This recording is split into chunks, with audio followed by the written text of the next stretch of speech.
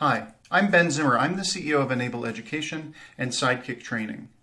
For almost 16 years now, we've been solving corporate learning problems to help support learners of all different types in all kinds of situations. And we've been fortunate because Enable has been built on the talents of some really amazing female thinkers. For the longest time, we've been on a mission to enable workplaces to deliver the absolute best training experiences they can. A couple of years ago, the pandemic hit, and immediately we had a need for greater flexibility in our workplaces. Immediately appeared a bias.